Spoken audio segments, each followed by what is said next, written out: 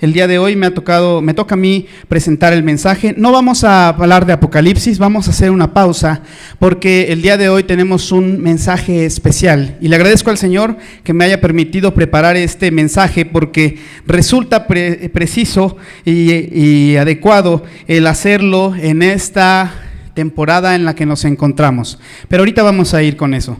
También quiero hacer una mención especial y es un agradecimiento público a nuestro Señor. El pasado viernes 23 de marzo el Señor nos permitió cumplir a mi esposa y a mí, mi esposa Paola, 5 años de casados. Entonces, muchas gracias por las oraciones y por sus mensajes de afecto.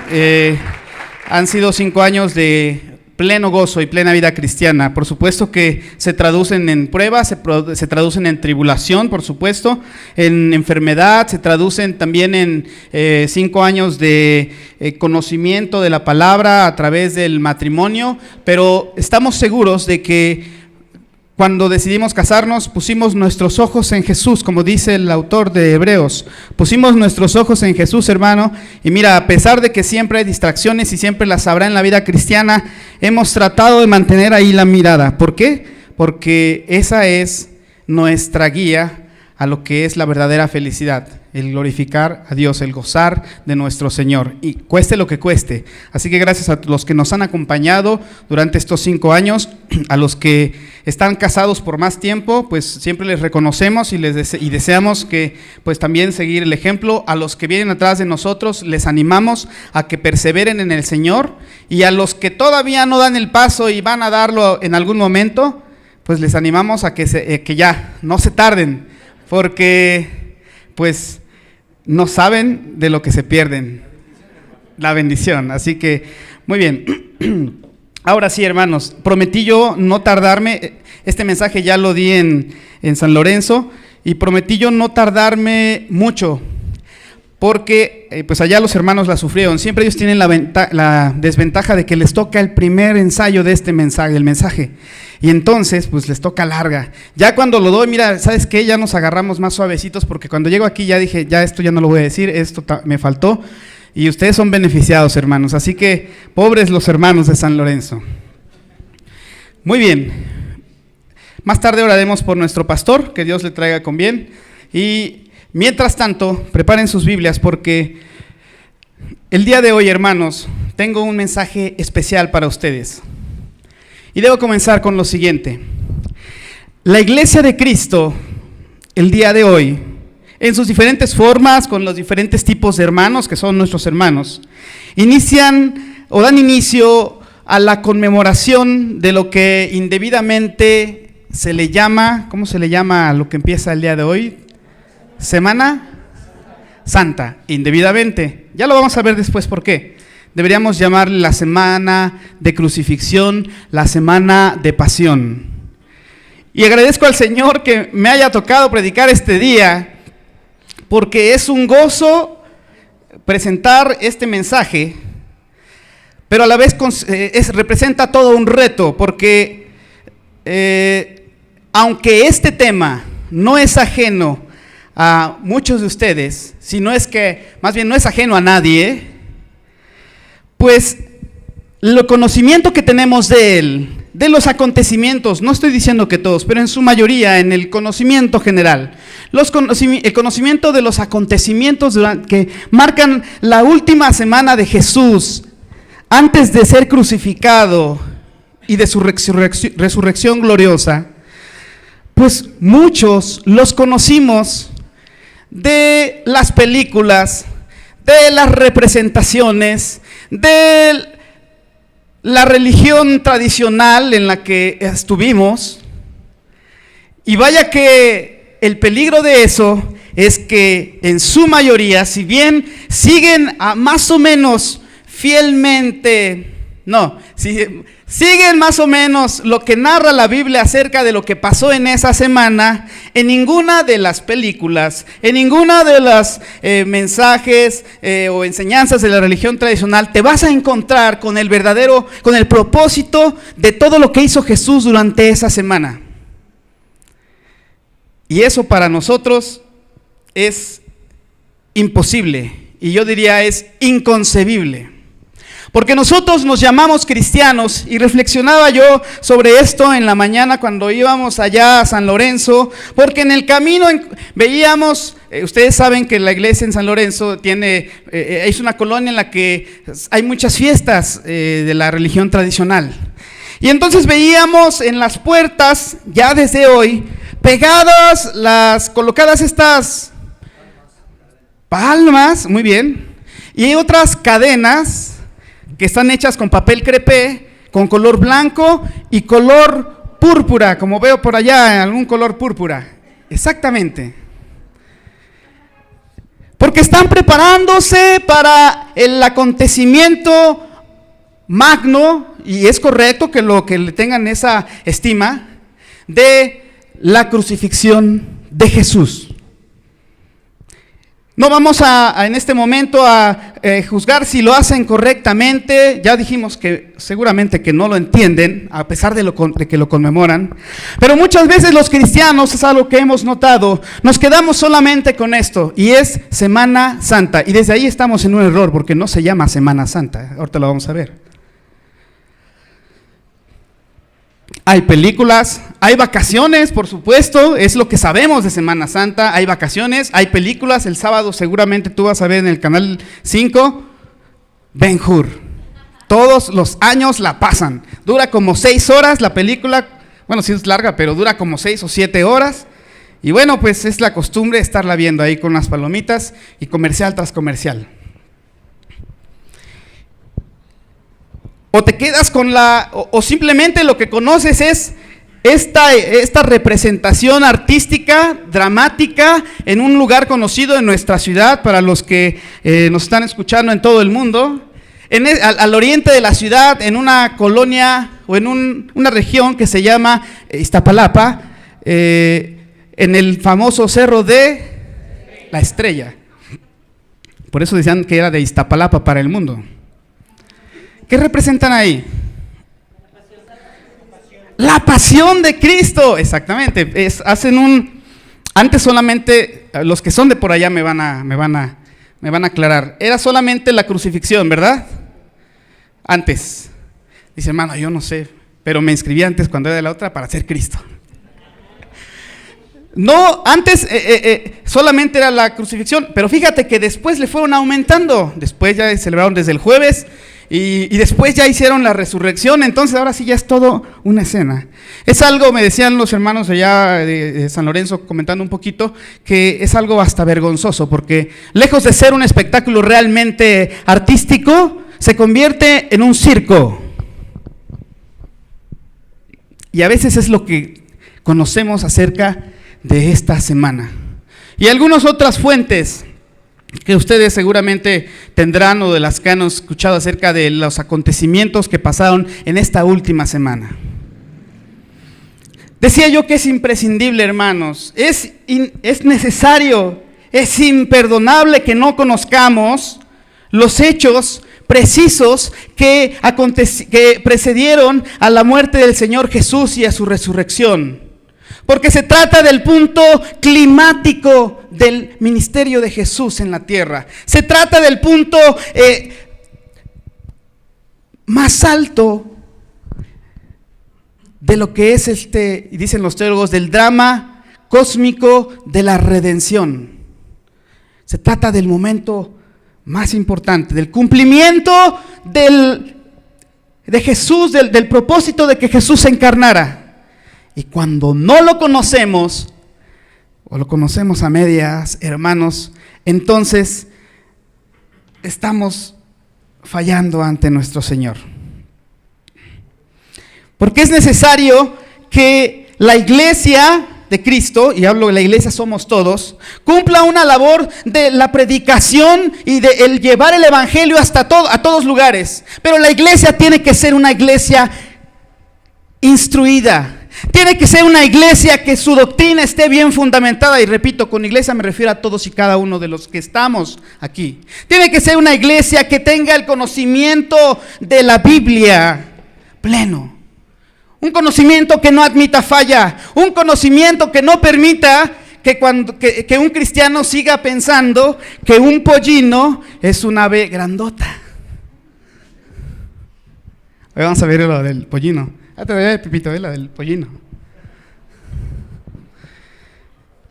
Por eso, hermano, la labor del cristiano dentro de la iglesia es aprender lo que dice la Escritura. Y si hablamos de Cristo, cuando tú estés allá formado en el Cerro de la Estrella, viendo a ver ahí al que pasa, el muchacho que se preparó y que fue seleccionado para ser Jesús, cargando la cruz de madera, obviamente pues ahí todo fortachón y vayan todos los artistas, que uno representa a un centurión, uno representa tal vez a uno que estaba ahí, al pueblo. Cuando tú estés ahí, le puedes decir al hermano que está, bueno, no hermano, al que está a tu lado: oye, muy bien ese cuate que lo hizo, pero ¿sabes la verdad acerca de esto? Fíjate que eso no pasó así. O fíjate que le falta mencionar tal cosa. Y entonces tú, cuando estás dando el mensaje completo y estás haciendo defensa fiel de la palabra. Y esto, hermanos, es la introducción de algo que tenemos que entender. Y mira, podríamos decir que te presento la información, te la paso, dame una memoria y yo te paso todo lo que tengamos. Y casi, si tú has entendido la importancia que tiene recordar y estudiar con precisión todo esto que la gente le dice la Semana Santa, la Semana de Pasión, estaría yo satisfecho de que se ha cumplido el propósito del mensaje. Repito, hermano, el propósito de este mensaje, a diferencia de otros que yo he tenido y que Dios me ha bendecido con poder exponerlos, no vamos a estudiar un versículo profundamente, porque no nos da el tiempo. Lo que voy a hacer en esta ocasión, debido a la importancia y sumado con la limitación de tiempo, es que de toda la semana, solamente voy a hacer mención de lo que aconteció el día domingo, que precisamente hoy con todos nuestros hermanos celebramos el domingo de la entrada triunfal a Jerusalén, o el domingo de Ramos, o el domingo de Palmas. Intentaré hacer un comentario sobre lo que sucedió el día jueves con el arresto de Jesús, y si lo permite el tiempo, y ustedes no se me duermen antes, podremos comentar un poco acerca de la crucifixión de Cristo. Y eso es lo que quiero hacer el día de hoy. Ustedes, les agradeceré su paciencia y su concentración, así como su tolerancia al calor que hace, pero es importante, hermano, porque esto es lo que creemos y esto es lo que somos. Así que, sin otro antecedente, prepárate, agárrate bien a tu silla, porque vamos a leer la palabra de nuestro Señor y vamos a reflexionar un poquito nada más a esto. Mateo 21, te pido que lo busques. Si me pones la siguiente, Oscar. Mateo 21, y solamente para que tengas allá a la vista los versículos del 1 al 11, que leeremos en un momento. No se puede ver aquí también. No se alcanza a ver tanto, pero yo te voy a ayudar con lo que dice. Este es un cuadro que se llama Sinopsis de la Semana de Pasión, y esto lo hemos compartido en la célula de estudio. Los hermanos de la célula ya lo vieron, se pueden retirar, así que no es cierto, hermanos, no se me vayan. Aquí tú puedes observar que está mencionado cada uno de los días que antes de esta semana, en la que se le puede dar una calificativa por lo que, entre otras cosas, por lo que sucedió, o el hecho más representativo. Por ejemplo, desde el sábado anterior, de lo que sería el día de ayer, tenemos un sábado de unción, en el que se relata el ungimiento en Betania. El día de hoy, domingo de Ramos, la entrada triunfal a Jerusalén, día de palmas o ramas, en la que Jesús da un vistazo al templo y retorna a Betania. Y ahí vienen las citas bíblicas, es un resumen de los 3 evangelios. Y asimismo de lo que dice Juan. El lunes de purificación, tú recordarás la maldición de la higuera, la purificación del templo expulsando a los cambistas de monedas y vendedores de animales. El martes de controversia, y lo llamamos así porque hay una discusión, lo vimos eso la semana pasada en la célula de estudio, entre Jesús y ¿quién era? Los fariseos, los escribas y los saduceos. Muy bien, esos de mi grupo. Y entonces, vénganse hermanos al grupo. Pronuncia varios discursos del Señor y relata algunas parábolas. Vaya, miércoles de retiro, el retiro y ungimiento de Jesús en Betania y la traición de Judas. Este episodio es como que bien interesante, imagínate, traicionando al Salvador. El jueves de comunión, que es el que intentaremos platicar el día de hoy en un momento más, la última Pascua de Jesús, Jesús descubierto como traidor, la institución de la Santa Cena o de la Cena del Señor, el lavamiento de los pies de los discípulos, la oración y agonía de Jesús en Getsemaní, la entrega y el arresto de Jesús, los juicios ante Anás, Caifás y el Sanedrín. Y ahora sí nos acercamos a lo conocido. Cuando hablamos acerca de el viernes de crucifixión, en el que encontramos en los relatos bíblicos los juicios de Jesús ante Pilato, ante Herodes, la crucifixión a las 9 de la mañana, los sufrimientos de Jesús a la luz del día de las 9 al mediodía más o menos, las primeras 3 palabras de Jesús en la cruz, el sufrimiento de Jesús, las tinieblas que se hicieron, las siguientes y últimas 4 palabras, su muerte, cuando el velo del templo se rasga en 2, la sepultura en manos de Nicodemo y José de Arimatea y el retorno apresurado de estos últimos a sus casas, porque iba a iniciar el día de reposo. Todo eso, hermano, todo eso viene en la Biblia, no nada más, no hermano, ahí viene en tu Biblia. El sábado de reposo, un sábado en el que el Señor descansa en su tumba y concluye al ponerse el sol. Aquí encontramos un silencio de los evangelistas respecto a Jesús en la tumba. Y finalmente el domingo de su resurrección, en el que antes de salir el sol ocurre esta resurrección gloriosa, la huida de los guardias atemorizados,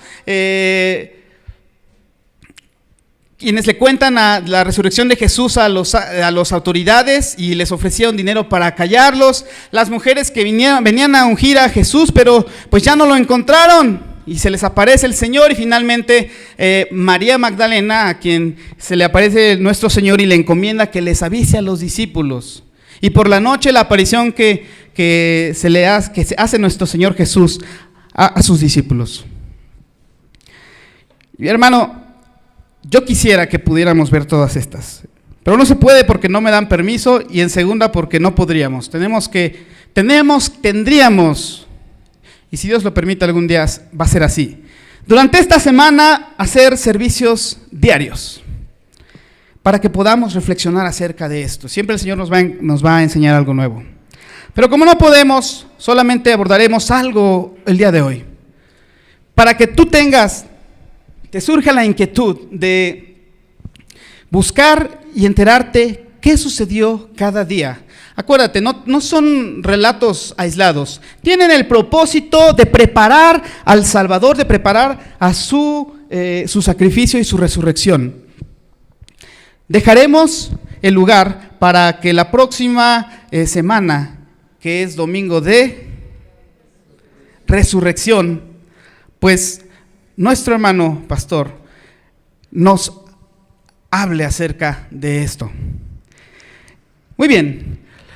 Y bajo ese entendido, solamente debo darte en unas breves palabras que esta celebración de la Semana Santa, de la Semana de Pasión, dicho con precisión, pues tiene como origen lo que fue la iglesia de los primeros 5 siglos.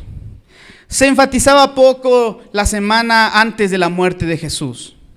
Pero mira, el Señor les fue dando entendimiento y empezaron poco a poco a hacer servicios resaltando prácticamente el arresto y la crucifixión de Cristo. Después en la Reforma, por ahí del siglo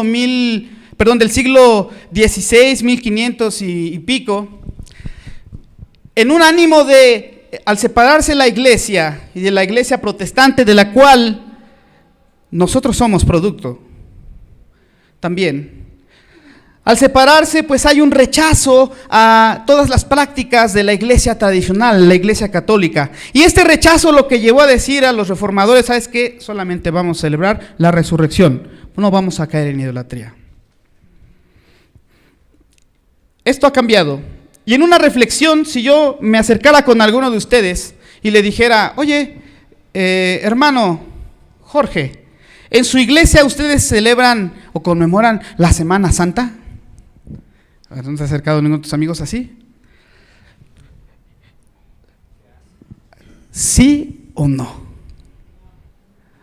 No, dicen por ahí algunas palabras.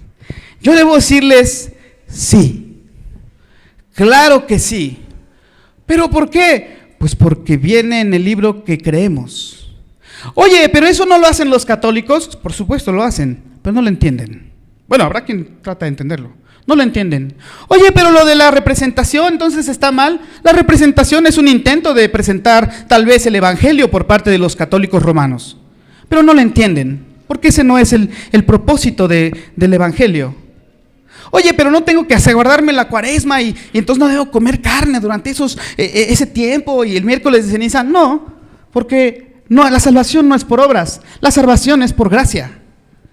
Y entonces lo que va a pasar es que tú le vas a decir a la gente, sí celebro la semana de pasión. Y en mi iglesia casi estamos por reunirnos todos los días durante esa semana porque reflexionamos lo que pasó antes de la muerte de Jesús. Porque como sé que la salvación no es por obras y no necesito hacer penitencia y dejar de abstenerme de comer carne los viernes, que qué rica es la carne. El viernes fuimos a comer carne por nuestro aniversario, comí con mi esposa y estaba vacío, por eso estaba vacío. Porque era cuaresma. Vigilia, ¿no? Pues con razón. No necesito hacer esas obras para que yo tenga la gracia del Señor, porque soy salvo por el sacrificio de Jesús, y reconozco a Jesús como el Salvador, que entonces celebro estos acontecimientos y los platico a la gente. ¿Te das la importancia, hermano? Ya podría decir, ya, vámonos, recojan las ofrendas y vámonos. Pero no, todavía no. Por esa razón, sí lo hacemos, hermano. Y con gusto, y con gozo, y con alegría. Y mira, nos preparamos nuestro corazón, se lo preparamos al Señor, decirle gracias, Cristo. Ahora, en este mismo sentido y con esta intención, la siguiente, Oscar, por favor. Decía mi abuela, a lo que te truje chencha. Los mayores entenderán esa frase. Los jóvenes no, porque los millennials no saben acerca de frases contemporáneas. Mateo 21, 1 al 11, dice de esta manera, lo leemos de una forma alternada. Cuando se acercaron a Jerusalén y vinieron a Betfagé, al monte de los olivos, Jesús envió a 2 de sus discípulos, diciéndoles, id a la aldea que está enfrente de vosotros, y luego hallaréis a una asna atada y un pollino con ella. Desatadla y traédmelos. Y si alguien os dijere algo, decid, el Señor los necesita y luego los enviará.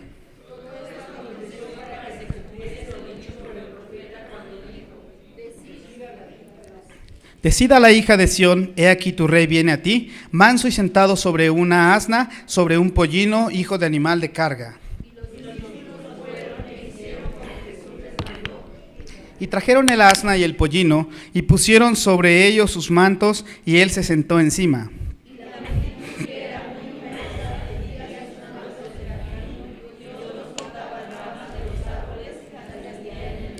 Y la gente que iba delante y la que iba detrás aclamaba diciendo, Hosana al Hijo de David, bendito el que viene en el nombre del Señor, Hosana en las alturas.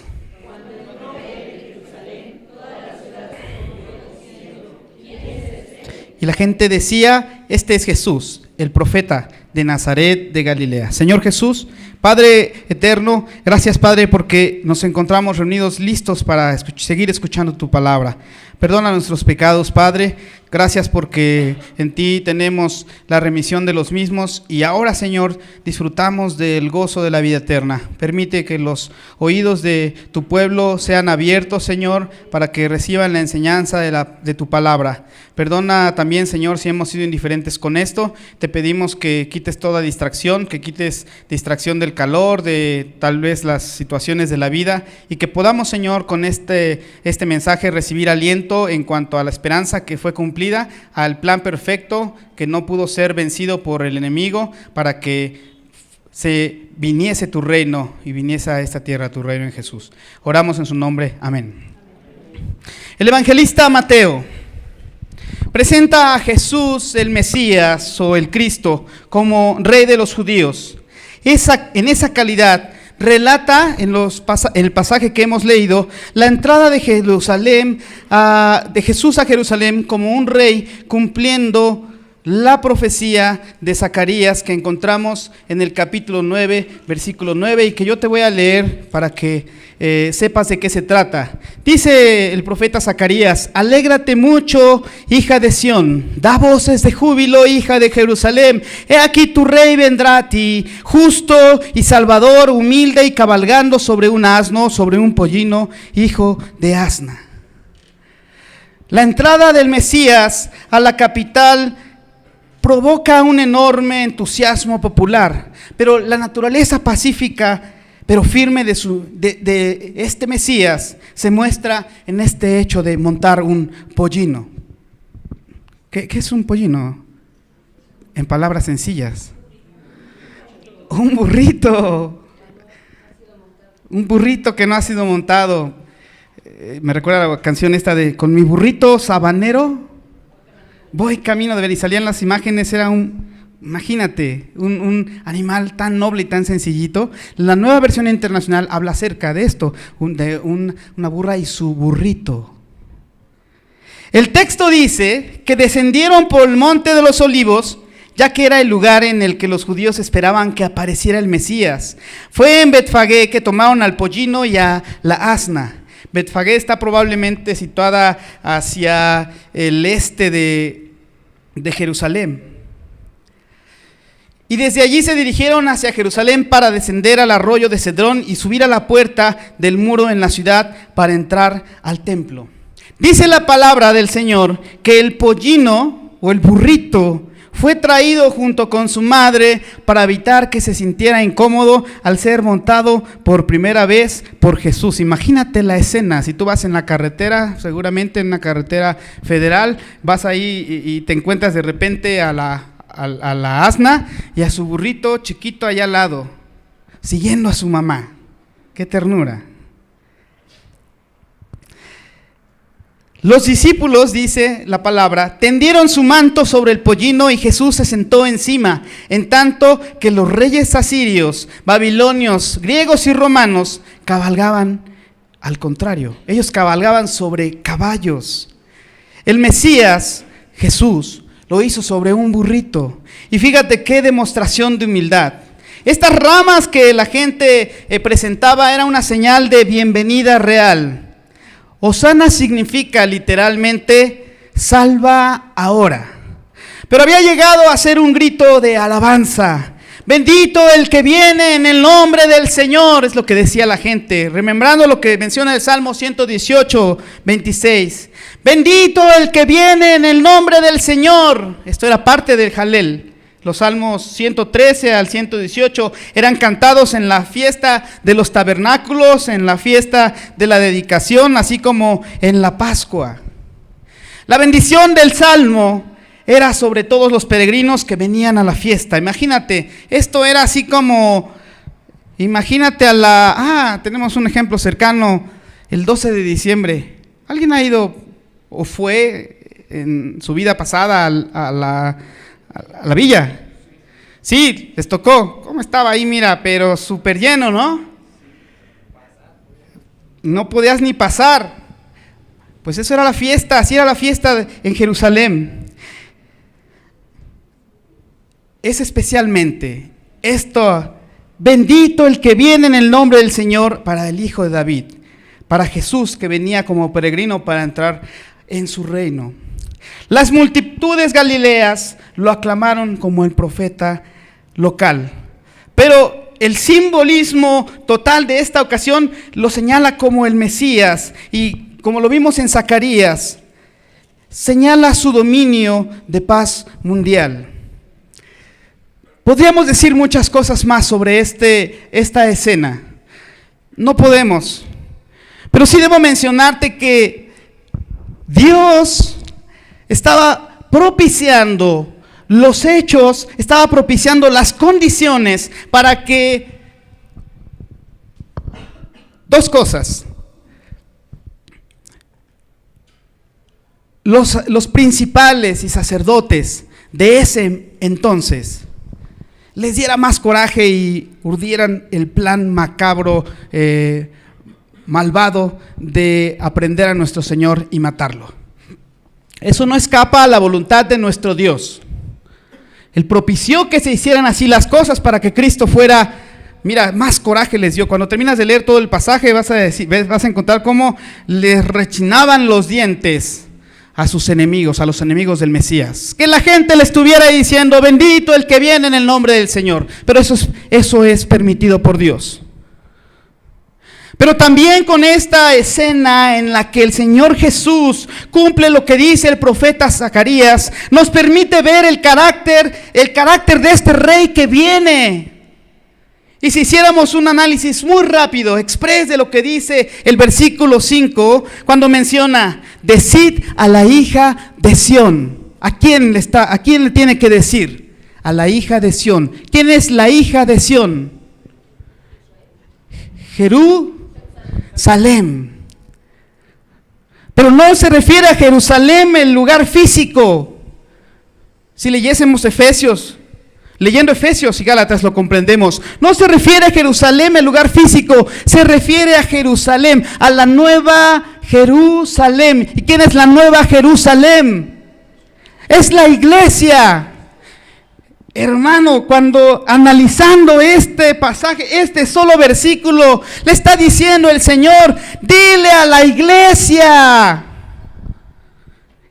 he aquí, la Nueva Versión Internacional dice, mira, o sea, aquí inmediato, no lejos, aquí tu rey viene a ti. El Señor es el que viene a nosotros, porque Él nos escogió, nos ha llamado. Eso es para nosotros, es una palabra de aliento hermosa. Aquí viene, aquí está tu rey.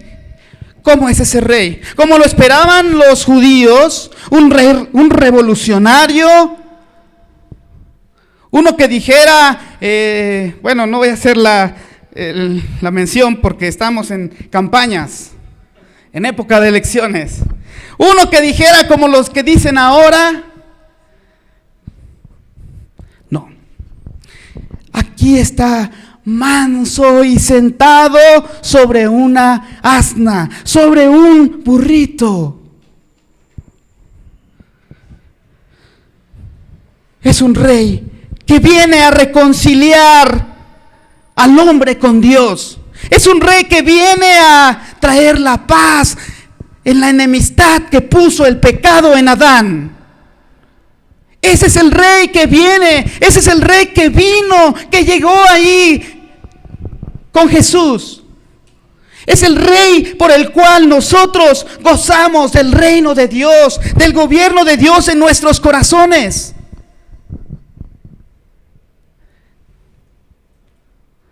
No es un drama que se proyecta en las películas, no es un drama que se proyecta allá en el Cerro de la Estrella. Es la venida del Salvador, del Rey de paz, para perdonar, para morir el día viernes y cumplir la obra de redención. Este es el Rey que viene. Por eso la profecía se estaba cumpliendo, pero no lo entendieron en ese momento, lo entendieron hasta después, dice la palabra. porque les fue revelado hasta entonces, y a nosotros como la Nueva Jerusalén se nos es revelado. Por eso, hermano, cuando hablamos de la Semana Santa, cuando hablamos de la Semana de Pasión, cuando hablamos de la entrada triunfal, no nos quedamos solamente con lo que dicen los demás. Vamos más allá e identificamos el cumplimiento pleno de lo que Dios había puesto en su plan de salvación para nosotros, los escogidos. Y si tú no habías escuchado esto, si tú no confiesas a Cristo, este es un momento propicio para que entiendas que no hay una casualidad de que tú estés aquí, sino que has sido llamado por nuestro Señor. Tú no vas a nuestro Señor. No, perdonen, hermanos, yo no puedo decir que nosotros vamos. El Señor te busca a ti. El Señor te encontró. El Señor dice, tu Rey viene a ti. Por eso no es casualidad. Y no ha sido casualidad la conversión de todos los que estamos aquí, en este lugar, de toda nuestra familia, de todos los santos a lo largo de la historia. Porque es el Señor quien nos ha encontrado. Porque Él nos va a buscar. Por eso, hermanos, tiene relevancia este pasaje. Tiene una relevancia impresionante porque estamos viendo el acto final del drama de nuestra salvación por amor de nuestro Señor.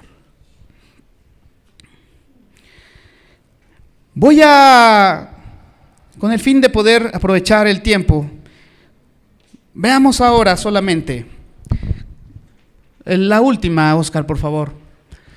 La siguiente, el viernes de crucifixión. Y lo quiero hacer así, hermanos, porque no me da tiempo, pero ya se los mencionaba. Sin embargo, dije lo que creo que era lo más importante. Revisemos este último día. Recuerda, tú tienes que buscar en tu casa, tú tienes que instruirle a tus hijos, hablar acerca del lunes de purificación, de lo que pasó el martes con la controversia, de lo que pasó el miércoles en el retiro de nuestro Señor Jesús, lo que pasó el jueves con la última Pascua de Jesús, cuando Judas fue descubierto como traidor, la institución de la Santa Cena, el lavamiento de los pies de los discípulos, la oración y la agonía de Jesús en Getsemaní, la entrega y arresto de Jesús y juicios ante Anás, Caifás y el Sanedrín. Porque cuando tú llegas al viernes, y es como el punto, pues igual de interesante, nos vamos a encontrar con lo que dice el evangelista en el capítulo 26, el cual te pido que lo busques, para que leamos lo que dice en los versículos 32 al 56. Sí, vamos a leerlo todo. ¿Está conmigo? 32 al 56 del capítulo 27. Dice la palabra del Señor.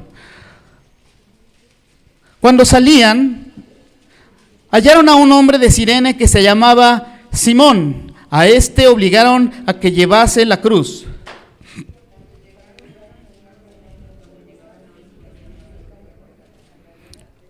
Ok, es el versículo 33 del capítulo 27. ¿Lo tienen todos? Díganme si es así. Dice el 33, y cuando llegaron, le dieron a beber vinagre mezclado con hiel, pero después de haberlo probado, no quiso beberlo.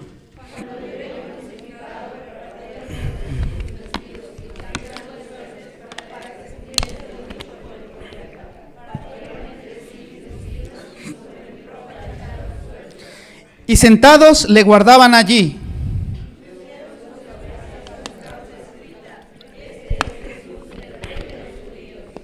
Entonces crucificaron con él a dos ladrones, uno a la derecha y otro a la izquierda.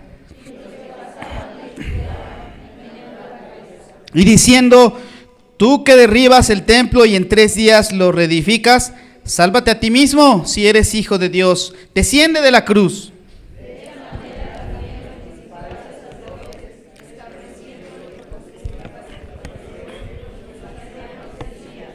A otro salvó, a sí mismo no se puede salvar. Si es el Rey de Israel, descienda ahora de la cruz y creeremos en él.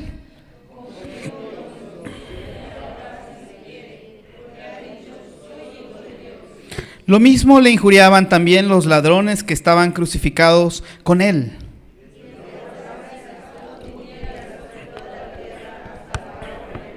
Cerca de la hora novena, Jesús clamó a gran voz diciendo: Elí, Elí, lama sabactani.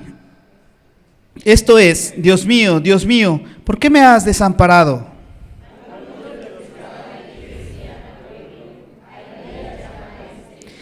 Y al instante, corriendo uno de ellos, tomó una esponja y la empapó de vinagre y poniéndola en una caña, le dio a beber.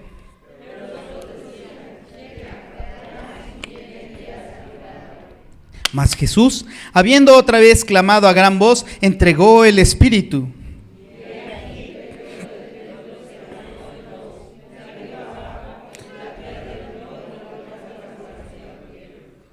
Y se abrieron los sepulcros y muchos cuerpos de santos que habían dormido se levantaron.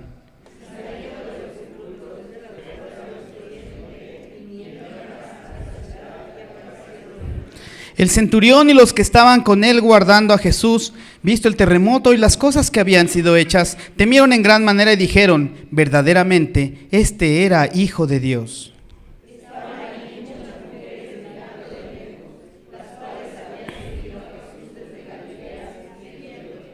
Entre las cuales estaban María Magdalena, María la madre de Jacobo y de José, y la madre de los hijos de Zebedeo. Y hemos visto, cuando llegamos a este pasaje, por supuesto que Jesús ha sido sentenciado a muerte. Ha sido interrogado, ha sido juzgado, ha padecido ya ante las autoridades. Y nos relata el evangelista el evento de la crucifixión. Siendo que a las 9 de la mañana, según lo que podemos desprender de aquí, ocurre esto en el monte de la Calavera. Dice la palabra que los soldados horaban sus manos y sus pies. Al pender entre el cielo y la tierra, ustedes ven ahí la cruz, al estar colgado Jesús, le ofrecen vino mezclado con mirra como estupefaciente para mitigar su dolor. Pero Jesús no quiso tomarlo. Era una especie de droga, de anestésico. Porque Jesús quiso soportar, como lo muestra el relato en los evangelios, en todos sus sentidos, el dolor por el pecado de nosotros. En esas condiciones, al ser crucificado y viendo a los soldados y a la multitud junto con sus enemigos, emite este grito de perdón. La primera palabra: Padre, perdónalos porque no saben lo que hacen. No son frases aisladas, hermano. Las palabras de Jesús en la cruz del Calvario tienen un propósito: demostrar cómo era el sacrificio de este cordero, de este rey que ya vimos que venía, un rey que era manso y humilde, un cordero que se presentó sin resistirse y que aún en el sufrimiento muestra el perdón que a todos nos falta en nuestra vida, hermano. Padre, perdónalos porque no saben lo que hacen. Crucificado entre los dos ladrones, uno de ellos lo injuria, pero el otro que cree que Jesús es el Mesías. Por lo cual dice: Señor, acuérdate de mí cuando vinieres en tu reino. Una petición que refleja la certeza de este hombre de que Jesús vino para establecer su reino, el reino de Dios, el reino de los cielos entre los hombres. Y mira la respuesta que Jesús emite diciendo la segunda palabra en la cruz: de cierto te digo que hoy estarás conmigo en el paraíso, como lo vemos en Lucas. Sí, el reino de Cristo es el paraíso, hermano. Aquel paraíso que fue ocultado por causa del pecado en Adán. Y que ahora Cristo, mira, lo pone nuevamente, lo reabre con su muerte en la cruz. Jesús es la puerta y por el que entra por él es salvo. Entonces nos damos cuenta que cuando Jesús dice: de cierto te digo que hoy estarás conmigo en el paraíso, y la historia y la tradición te habla acerca de los dos ladrones, uno bueno y uno malo, y que uno se llamaba Dimas y el otro gestas, pierde importancia, hermano. Eso es una ficción. Ni siquiera se saben los nombres, ¿no? Porque no es lo relevante. Lo importante es que nosotros entendamos que el que cree en Jesús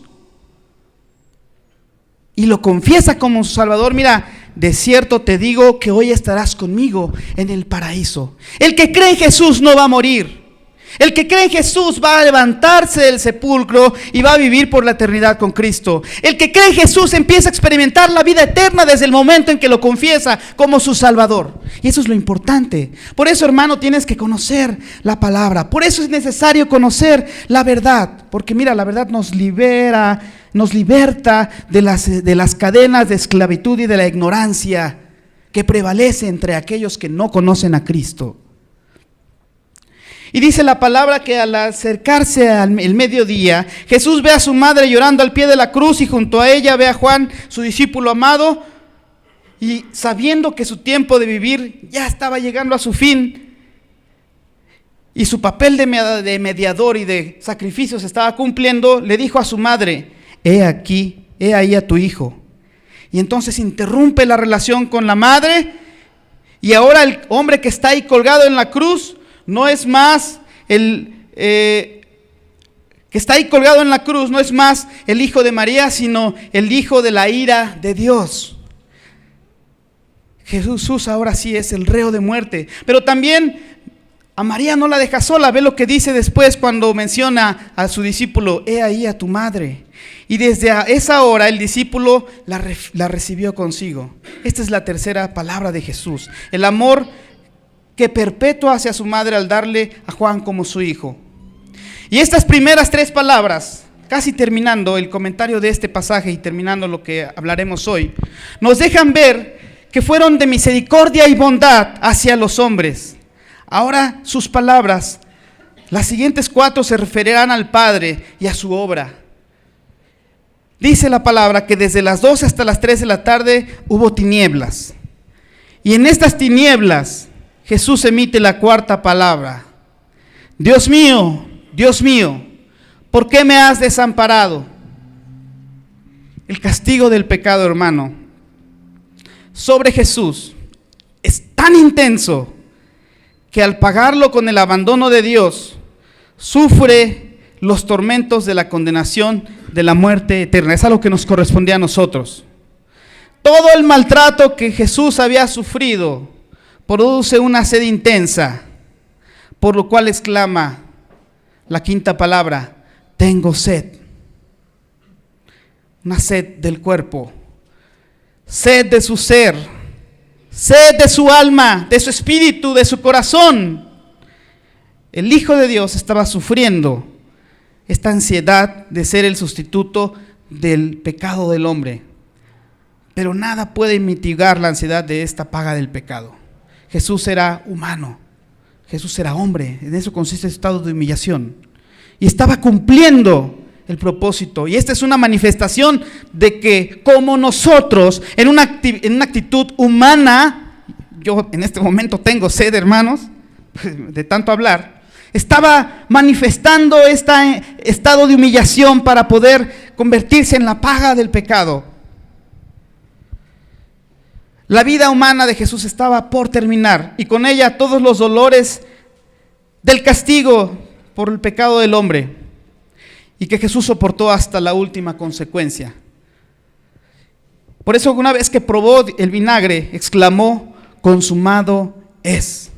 Es una expresión de triunfo. Está hecho. Ya. Se logró. Está muriendo. Está dando su vida, cumpliendo el propósito de la encarnación. Consumado es, hermano.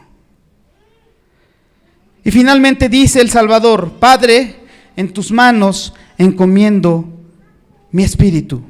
Y esta es la séptima palabra, con la cual Jesús entregó el espíritu. En esta palabra Jesús, mira muy bien esto, le está diciendo a Dios que no lo deje en la muerte, porque esta muerte es un total alejamiento de Él. La muerte, la primera, comenzó en Adán. Y esta segunda muerte ahora llega con la muerte corporal. el castigo por el pecado es la segunda muerte, pero Cristo se sometió voluntariamente a ella para que nosotros ya no vayamos hacia allá, sino que vayamos hacia la vida eterna. Más acontecimientos suceden a esto que hemos escuchado, hermanos. Y dije yo, como conclusión, que mi propósito en esta tarde era animarles a que en esta semana en la que hay descanso y que ustedes tendrán reposo, algunos de ellos en sus trabajos, esta semana en la que van a gozar de la primavera, los americanos le dicen el spring break, esta semana, gracias a Dios por el reposo que nos da, pero es una semana de sumo gozo, de tal vez contrición, de pesar por el padecimiento de Jesús en la cruz, de pensar en sus dolores, de pensar en todo eso. Pero es sumo gozo, hermano, porque consumado es. El rey humilde que venía ahí sencillo en un burrito, estableció su reino, el reino de los cielos. Decía Juan el Bautista: el reino de los cielos se ha acercado, arrepentidos. Hermano, el reino de los cielos ya llegó. Arrepiéntete. Jesús ya está aquí. Nos dejó a su Espíritu para que more en nosotros y seamos distintos. No podemos ser ciudadanos de este reino, no somos ciudadanos del reino si no entendemos el sacrificio de Cristo. Aunque nos digamos cristianos, aunque vayamos y digamos que predicamos el evangelio, si tú no has entendido a Jesús, si tú no has entendido que este es el Rey, no está completa la obra, porque la obra tiene que surgir aquí. Cuando tú te das cuenta que es real, y cuando tú te das cuenta de que crees en el Señor, que ya lo confiesas y estás tan agradecido por el sacrificio de Jesús y su resurrección, que crees en la vida eterna, estás listo, hermano, para ir y presentar el evangelio en donde Él te ponga. Así que la oración de esta tarde va encaminada a eso, hermano. A decirle a nuestro Señor: Padre, yo no puedo creerlo, yo por mí no puedo hacerlo. Necesito a tu Espíritu para que mueva mi corazón. Necesito a tu Espíritu para que Él me mueva al arrepentimiento, para que me mueva a creer, para que Él ponga la fe. Yo no puedo hacerlo, de mí no sale, de mí no puede salir, solamente de tu Espíritu. Inclina tu rostro. Señor Jesús, gracias, Padre. Gracias, Dios eterno. Gracias porque tenemos la oportunidad en estos siguientes días de gozarnos en ti, de recordarte, de platicarle a la gente, de disfrutar los días de descanso, claro que sí, pero también de disfrutar el gozo de la salvación. No hay nadie como tú, Señor, no hay nada como tú. Nada es más deseable que estar en tus atrios. Eres digno, Señor, digno del reconocimiento y digno de que esta iglesia en la que están los escogidos, los llamados fieles, te exalten y te reconozcan. Señor, si hay alguien aquí que está escuchando el evangelio y está escuchando tu palabra y dice: ¿esto qué es? Esto es algo diferente. Te pedimos, Padre, que penetres en su corazón y lo traigas a tus pies. No él, sino tú, Señor. Tráelo a tus pies, Padre, para que te confiese y goce de la vida eterna. Oramos en Jesús, nuestro Salvador, y te pedimos, Señor, que disfrutemos disfrutemos estas fiestas en honor a ti. En Cristo Jesús, nuestro Salvador.